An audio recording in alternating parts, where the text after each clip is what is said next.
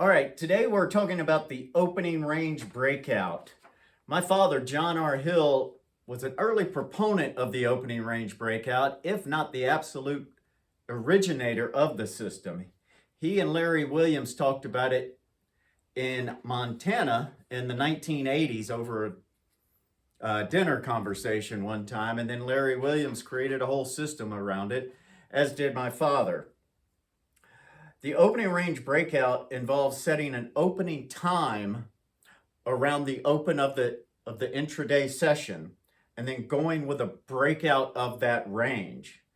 Now the range, some people can use 5 minutes, some people use 15. I like to use 30 and others use 60. We've done studies on the amount of times that the breakout of the open will close on that side of the breakout, and it's pretty astounding.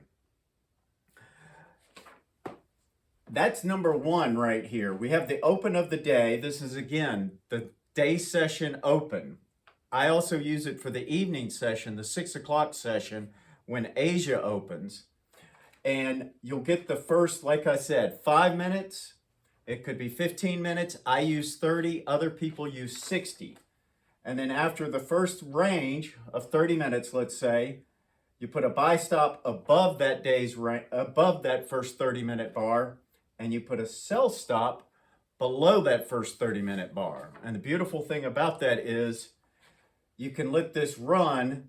If the buy gets hit, the sell acts as your stop loss.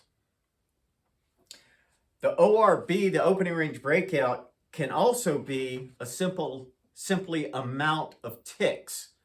Like the bonds had one tick as 1/32 of a full point.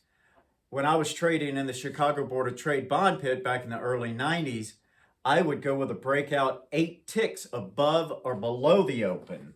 And that's right here. So we have the open of the day session. In the bonds, it was 7:20 a.m. Chicago time. If it went 8 ticks above the open, I would be buying. If it went 8 ticks below the open of the day, I would be a seller. And that 8 ticks would vary. For the S&Ps, you might use 4 or 5 points. For the beans, you might use 2 or 3 cents. But it varies and it can be optimized.